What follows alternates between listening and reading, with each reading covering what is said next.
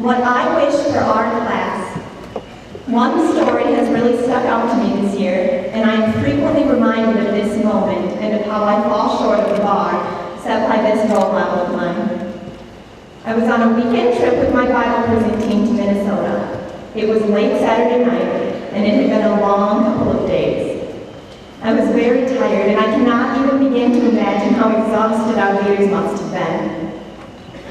During the group devotional time in the chapel, a young man was sharing a story about dealing with his parents' divorce.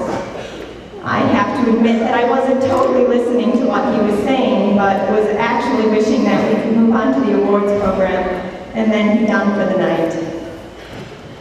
However, at one point while he was speaking, I happened to look over at the leader sitting next to me.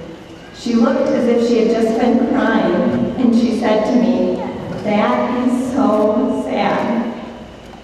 I still cannot believe what an incredible display of empathy that was.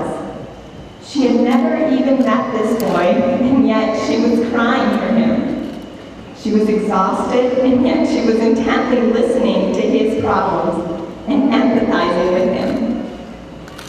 Every time I think of this evening, I realize how little I really do listen to others and care about their needs and problems.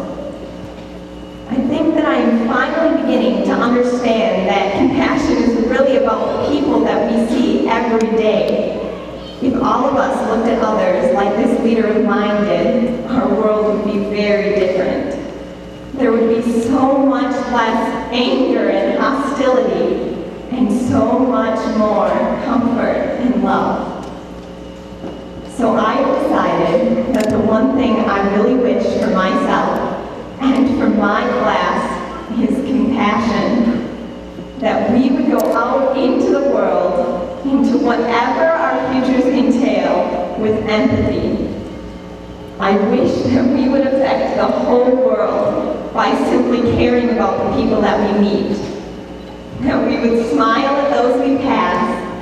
That we would really listen. That before we become angry, we would sympathize with others. That we would rejoice with others in their times of triumph, and that we would cry with others in their times of pain. So I hope and I pray that the Hornville High School class of 2009 will not blend into society as we chase our dreams, but that we will make a lasting impact on the lives of others. Thank you.